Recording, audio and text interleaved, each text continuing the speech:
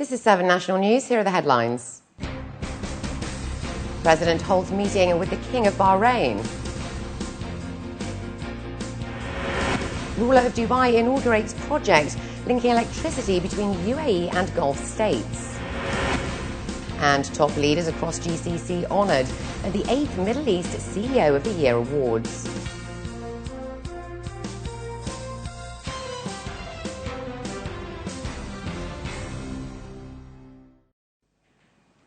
And in our top story, President His Highness Sheikh Khalifa bin Zayed Al Nahyan held a meeting on Tuesday with the King of Bahrain, His Majesty Hamad bin Isa Al Khalifa, who is currently on a visit to the UAE.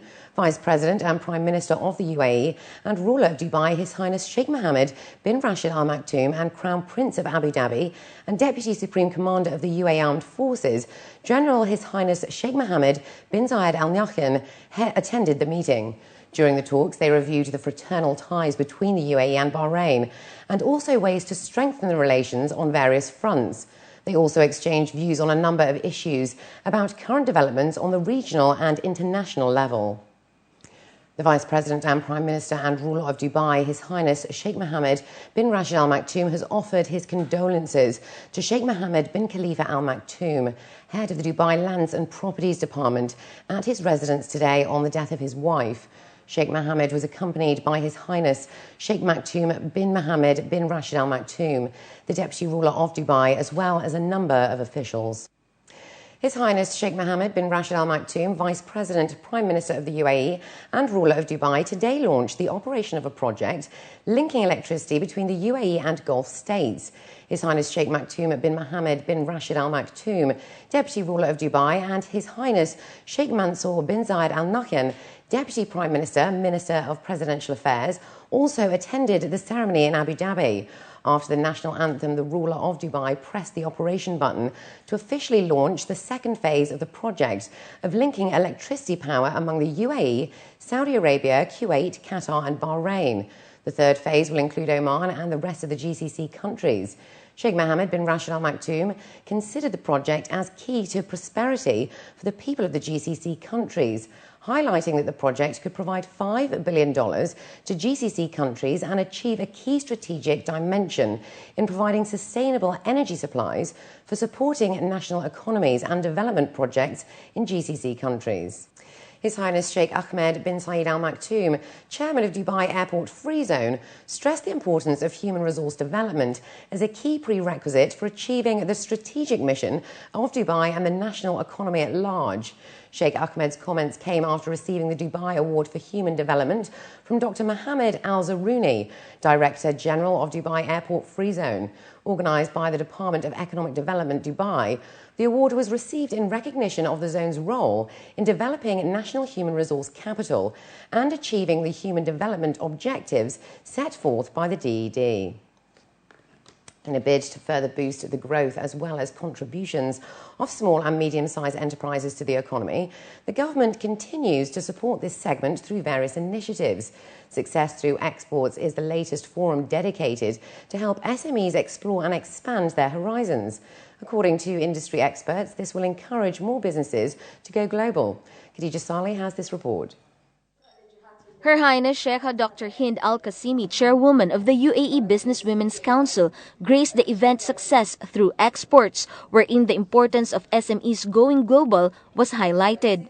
In addition, Her Highness also showcased the contributions women entrepreneurs have made in the last 3 decades, with women making up 4.5% of the total number of investors, as well as managing an approximate 12.5 billion dirhams worth of investments in industries including trade, banking, tourism, and construction. It is very important because, especially for our businesswoman, UAE Businesswoman Council, we have relationship inside and outside. So sometimes we gathering with Portugal or Germany or Switzerland, anywhere, and we have many ladies have also relation, and there is and they are partner with another ladies in outside in all the world. Small and medium enterprises account for 98.5% of businesses in the UAE and is recognized as the backbone of the economy. However, out of this number, less than 10% engage in export activities according to the Dubai Exports, an agency under the Dubai Department of Economic Development. According to industry experts, SMEs have so much untapped potential. It's a global village these days. You cannot look at your turf as this limited area defined by national geographies. You have to expand. If you don't go out, others are going to come in. You have to be internationally competitive. You have to be able to seek out markets. I mean, markets are dwindling or not dwindling, I would say changing. And part of that means being able to tap into newer bases. And this is a step in that direction. Among the challenges SMEs normally face, according to officials, is the lack of awareness on certain services that help promote businesses as well as protect investments. SMEs basically look at insurance as a cost, and what they need to look at it as is investment as a marketing cost, and that's what I'm going to be talking about later in the day. These are products which will help them to grow their business in a safe and secure manner. So they need to treat this as a marketing cost, invest in it. And it's not about, whether they can afford to have it, but whether they can afford not to have it. That's the big question. It is hoped that with forums such as these supporting small and medium firms, entrepreneurs will take a step further to diversify and explore other possibilities of growth, especially in the international market. Khadija Salih, 7National News. The 8th Middle East CEO of the Year Awards honoured and recognised some of the region's top leaders, both in the public and private sphere. Several noteworthy personalities from the government of Dubai and the GCC were awarded today for their outstanding leadership qualities and commitment to their respective organisations. Profiles included heads from healthcare and education to retail, aviation and multiple industries. They were acknowledged for their commitment, courage and leadership, which has contributed to the region's economy and society. Those honoured revealed the main factors for their success. The secret, it's the team that I'm working with the support of the team and the guidance from His Highness Sheikh Mohammed bin Rashid Al Maktoum, that he's given us all the encouragement to go forward. And success is the output. If you have a great output, that's the success.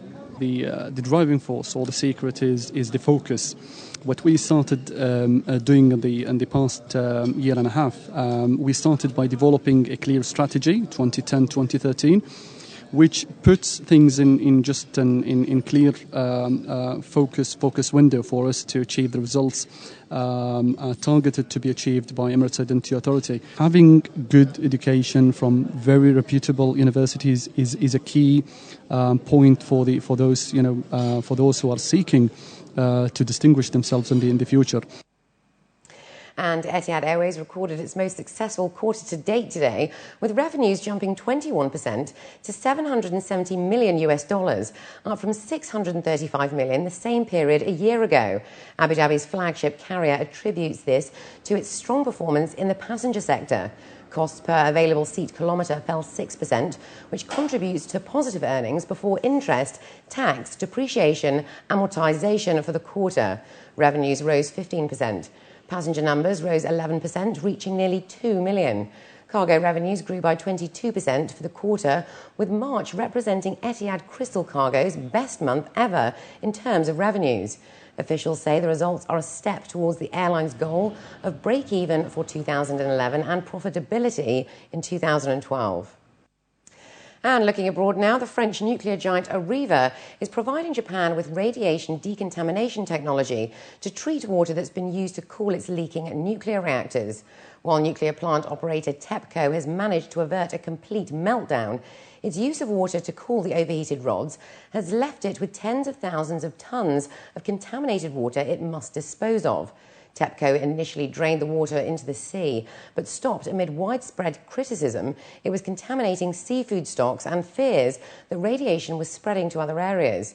According to Kyodo news agency, an estimated 70,000 tons of contaminated water remains at the Fukushima Daiichi nuclear plant. 25,000 tons are believed to contain extremely high levels of radiation.